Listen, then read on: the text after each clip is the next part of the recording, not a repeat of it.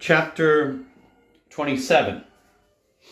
The Sunday wash-up, on shore, a set-to, a grandee, sail-ho, a fandango. The only other vessel in port was the Russian government bark from Azitka, mounting 8 guns, 4 of which we found to be Quakers, and having on board the ex-governor who was going in her to Mazatlan, and thence overland to Vera Cruz. He offered to take letters and deliver them to the American consul at Vera Cruz, whence they could be easily forwarded to the United States. We accordingly made up a packet of letters, almost everyone writing and dating them January 1st, 1836. The governor was true to his promise, and they all reached Boston before the middle of March, the shortest communication ever yet made across the country. The brig Pilgrim had been lying in Monterey through the latter part of November, according to orders, waiting for us. Day after day, Captain Faucon went up to the hill to look out for us, and at last gave us up, thinking we must have gone down in the gale which we experienced off Point Conception, and which had blown with great fury over the whole coast, driving ashore several vessels in the snuggest ports. An English brig which had put into San Francisco lost both her anchors. The Rosa was driven upon a mud bank in San Diego, and the Pilgrim with great difficulty rode out the gale in Monterey, with 3 anchors ahead. She sailed early in December for San Diego and Intermedios. As we were to be here over Sunday, and Monterey was the best place to go ashore on the whole coast, and we had had no Liberty Day for nearly 3 months, every one was for going ashore. On Sunday morning, as soon as the decks were washed and we had got breakfast, those who had obtained liberty began to clean themselves, as it is called, to go ashore. A bucket of fresh water apiece, a cake of soap, a large coarse towel, and we went to work scrubbing one another on the forecastle. Having gone through this, the next thing was to get into the head, one on each side, with a bucket apiece, and duck one another by drawing up water and heaving over each other, while we were stripped to a pair of trousers. Then came the rigging up, the usual outfit of pumps, white stockings, loose white duck trousers, blue jackets, clean check shirts, black kerchiefs, hats well varnished with a fathom of black ribbon over the left eye, a silk handkerchief flying from the outside jacket pocket, and $4 or $5 tied up in the back of the neckerchief. And we were all right. One of the quarter boats pulled us ashore, and we steamed up to the town. I tried to find the church in order to see the worship, but was told that there was no service except a mass early in the morning. So we went about the town, visiting the Americans and English and the natives whom we had known when we were here before. Toward noon, we procured horses and rode out to the Carmel Mission, which is about a league from the town, where we got something in the way of a dinner: beef, eggs, frijoles, tortillas, and some middling wine from the mayordomo, who of course refused to make any charge, as it was the Lord's gift, yet received our present as a gratuity with a low bow, a touch of the hat, and Dios se lo pague.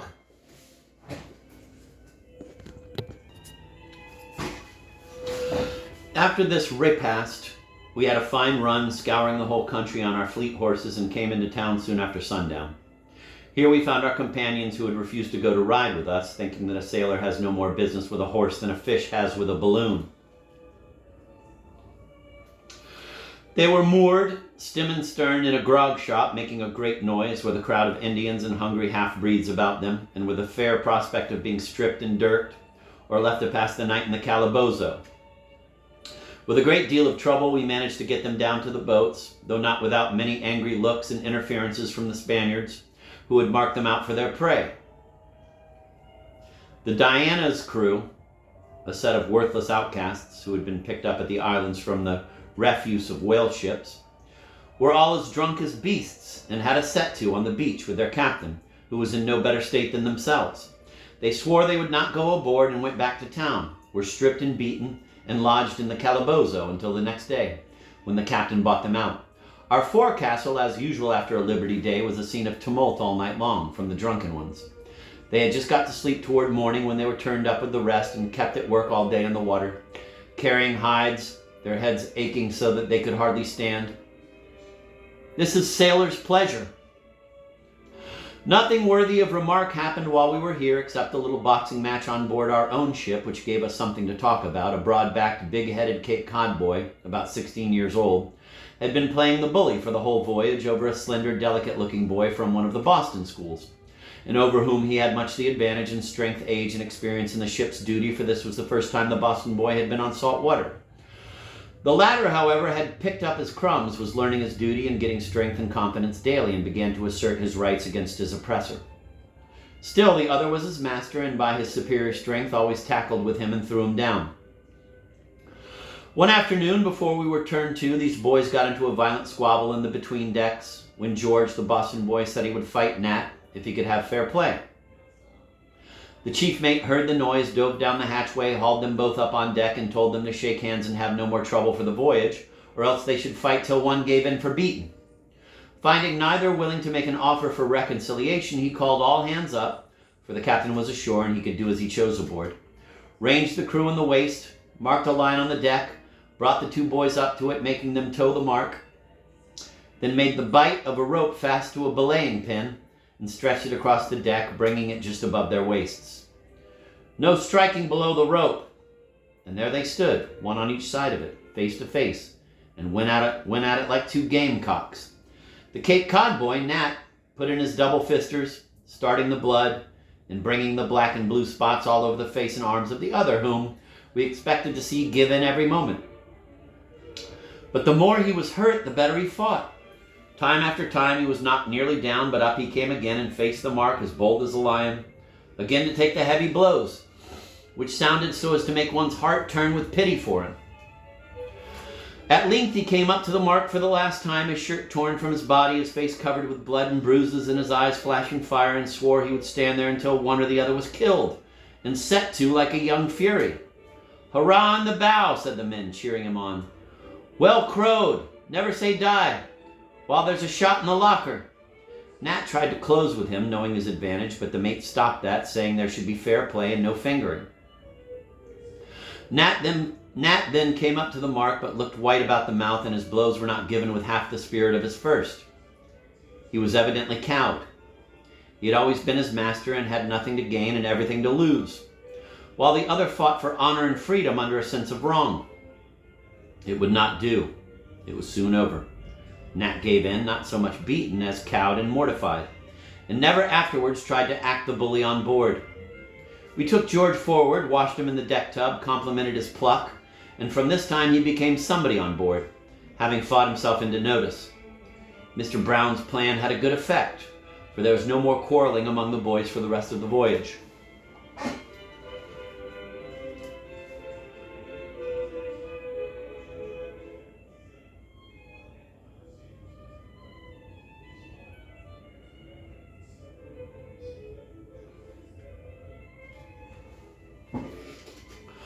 Wednesday, January 6th, set sail from Monterey with a number of Spaniards as passengers and shaped our course for Santa Barbara. The Diana went out of the bay in company with us, but parted from us off Point Pinos, being bound to the Sandwich Islands.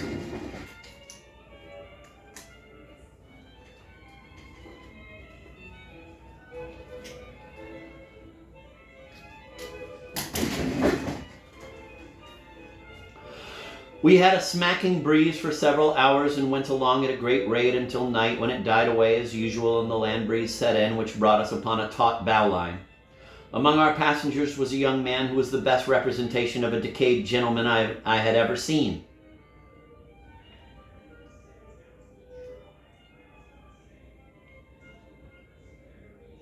He reminded me much of some of the characters in Gil Blas.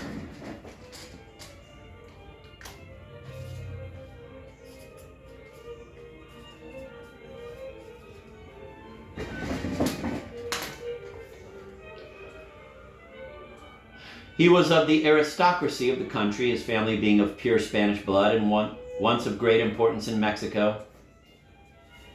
His father had been governor of the province, and having amassed a large property, settled at San Diego, where he built a large house with a courtyard in front, kept a great retinue of Indians, and set up for the grandee of that part of the country. His son was sent to Mexico, where he received the best education and went into the first society of the capital. Misfortune, extravagance, and the want of funds or any manner of getting interest on money soon eat the estate up, and Don Juan Bandini returned from Mexico accomplished, poor and proud, and without any office or occupation, to lead the life of most young men of the better families, dissolute and extravagant when the means are at hand, ambitious at heart and impotent in act, often pinched for bread, keeping up an appearance of style when their poverty is known to each half-naked Indian boy in the street, and they stand in dread of every small trader and shopkeeper in the place. He had a slight and elegant figure, moved gracefully, danced and waltzed beautifully, spoke the best of Castilian, with a pleasant and refined voice and accent, and had, throughout, the bearing of a man of high birth and figure. Yet here he was, with his passage given him, as I afterwards learned, for he had not the means of paying for it, and living upon the charity of our agent. He was polite to everyone, spoke to the sailors, and gave 4 reals, I dare say the last he had in his pocket, to the steward, who waited upon him. I could not but feel a pity for him, especially when I saw him by the side of his fellow passenger and townsman, a fat, coarse, vulgar, pretending fellow of a Yankee trader, who had made money in San Diego and was eating out the very vitals of the Bandinis, fattening upon their extravagance, grinding them in their poverty, having mortgages on their lands, forestalling their cattle, and already making an inroad upon their jewels, which were their last hope.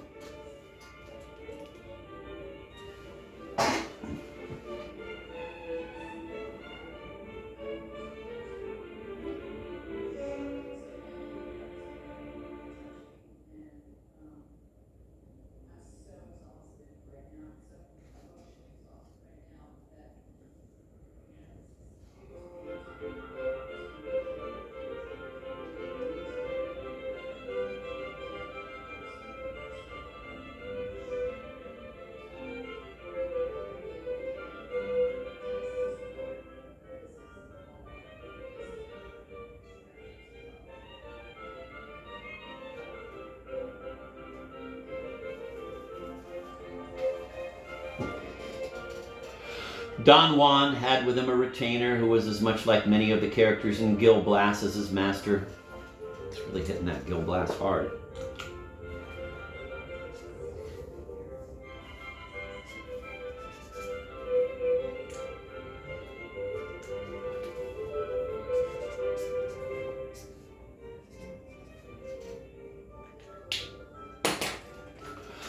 He called himself a private secretary, though there was no writing for him to do, and he lived in the steerage with a carpenter and sailmaker. He was certainly a character, could read and write extremely well, spoke good Spanish, had been all over Spanish America, and lived in every possible situation and served in every conceivable capacity, though generally in that of confidential servant to some man of figure.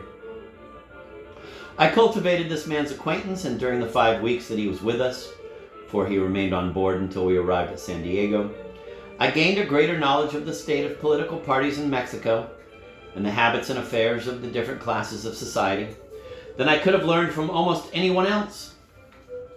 He took great pains in correcting my Spanish and supplying me with colloquial phrases and common terms and exclamations in speaking. He lent me a file of late newspapers from the city of Mexico, which were full of triumphal receptions of Santa Anna, who had just returned from Tampico after a victory, and with the preparations for his expedition against the Texans. "Viva Santa Anna!" was the byword everywhere, and it had even reached California, though there were still many here, among whom was Don Juan Bandini, who were opposed to his government and intriguing to bring in Bustamante. Santa Anna, they said, was for breaking down the missions, or as they termed it, Santa Anna no quiere religion. Yet I had no doubt that the office of Administrador of San Diego would reconcile Don Juan to any dynasty and any state of the church. In these papers, too, I found scraps of American and English news, but which were so unconnected, and I was so ignorant of everything preceding them for 18 months past, that they only awakened a curiosity which they could not satisfy. One article spoke of Taney as Justicia Mayor de los Estados Unidos. What had become of Marshall? Was he dead or banished? And another made known by news received from Veracruz, the El Visconde Melbourne had returned to the office of Primer Ministro in place of Sir Roberto Peel. Sir Robert Peel had been minister then? And where were Earl Grey and the Duke of Wellington? Here were the outlines of a grand parliamentary overturn, the filling up of which I could imagine at my leisure.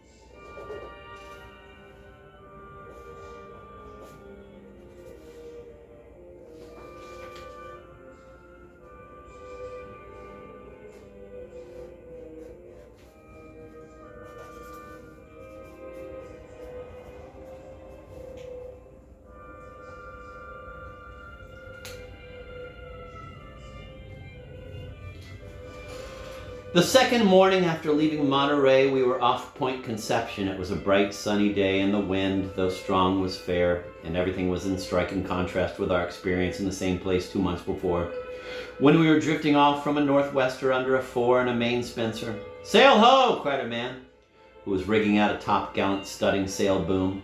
"Where away?" "Weather beam, sir." And in a few minutes a full-rigged brig was seen standing out from under Point Conception. The studding sail halyards were let go and the yards boom ended. The after yards braced aback and we waited here coming down. She rounded to, backed her main topsail and showed her decks full of men, 4 guns on a side, hammock nettings, and everything man-of-war fashion except that there was no boatswain's whistle and no uniforms on the quarterdeck. A short, square-built man in a rough gray jacket with a speaking trumpet in hand stood in the weather hammock nettings. "Ship ahoy!" "Hello!" "What ship is that, pray?"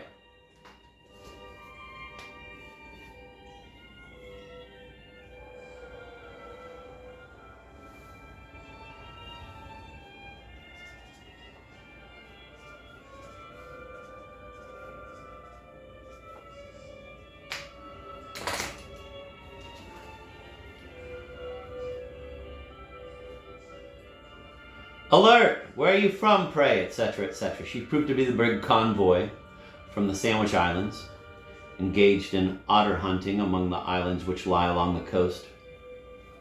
Her armament was from her being an illegal trader. The otter are very numerous among these islands, and being of great value, the government require a heavy sum for a license to hunt them, and lay a high duty upon everyone shot or carried out of the country. This vessel had no license and paid no duty besides being engaged in smuggling goods on board other vessels, trading on the coast and belonging to the same owners in Oahu. Our captain told him to look out for the Mexicans, but he said they had not had an armed vessel of his size in the whole Pacific. This was without doubt the same vessel that showed herself off Santa Barbara a few months before. These vessels frequently remain on the coast for years without making port except at the islands for wood and water, and an occasional visit to Oahu for a new outfit.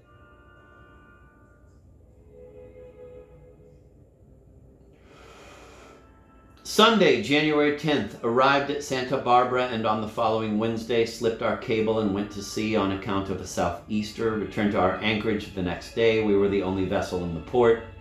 The Pilgrim had passed through the canal and hove to off the town nearly 6 weeks before on her passage down from Monterey, and was now at the leeward. She heard here of our safe arrival at San Francisco.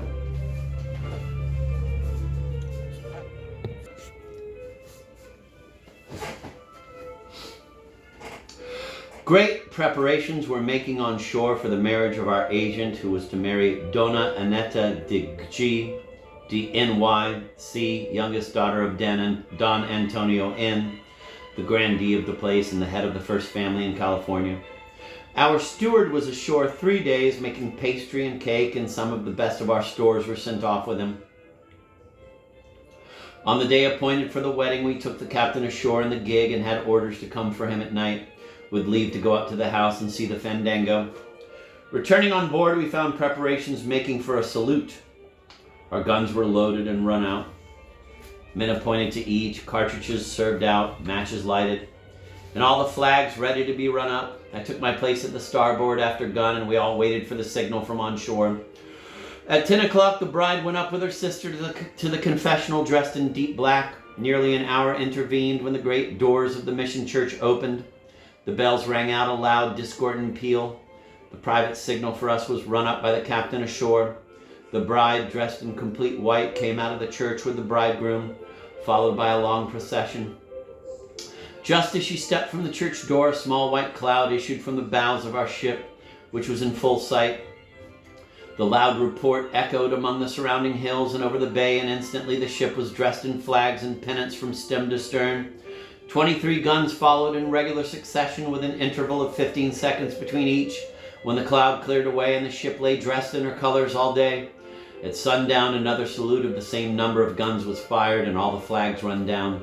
This we thought was pretty well, a gun every 15 seconds, for a merchantman with only 4 guns and a dozen or 20 men. After supper, the gig's crew were called and we rowed ashore dressed in our uniform, beached the boat, and went up to the fandango. The bride's father's house was the principal one in the place, with a large court in front upon which a tent was built, capable of containing several hundred people. As we drew near, we heard the accustomed sound of violins and guitars and saw a great motion of the people within.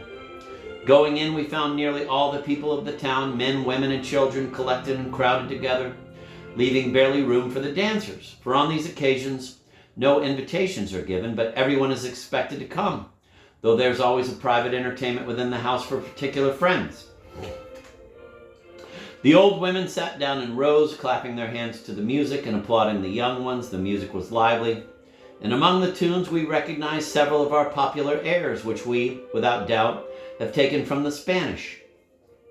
In the dancing, I was much disappointed. The women stood upright, with their hands down by their sides, their eyes fixed upon the ground before them, and slided about without any perceptible means of motion, for their feet were invisible, the hem of their dresses forming a perfect circle about them, reaching to the ground. They looked as grave as though they were going through some religious ceremony, their faces as little excited as their limbs. And on the whole, instead of the spirited, fascinating Spanish dances which I had expected, I found the Californian fandango, on the part of the women at least, a lifeless affair. The men did better. They danced with grace and spirit, moving in circles round their nearly stationary partners, and showing their figures to great advantage. A great deal was said about our friend Don Juan Bandini, and when he did appear, which was toward the close of the evening, he certainly gave us the most graceful dancing that I had ever seen. He was dressed in white pantaloons, neatly made, a short jacket of dark silk, gaily figured white stockings, and thin Morocco slippers upon his very small feet. His slight and graceful figure was well calculated for dancing, and he moved about with the grace and daintiness of a young fawn. An occasional touch of the toe to the ground seemed all that was necessary to give him a long interval of motion in the air. At the same time, he was not fantastic or flourishing, but appeared to be rather repressing a strong tendency to motion. He was loudly applauded and danced frequently toward the close of the evening. After the supper, the waltzing began, which was confined to a very few of the gente de raison, and was considered a high accomplishment and a mark of aristocracy. Here, too, Don Juan figured greatly, waltzing with the sister of the bride, Dona Angustia, a handsome woman and a general favorite, and a variety of beautiful but to me offensive figures, which lasted as much as a half hour, no one else taking the floor. They were repeatedly and loudly applauded, the old men and women jumping out of their seats in admiration, and the young people waving their hats and handkerchiefs. Indeed, among people of the character of these Mexicans, the waltz seemed to me to have found its right place. The great amusement of the evening, which I suppose was owing to its being carnival, was the breaking of eggs filled with cologne or other essences upon the heads of the company.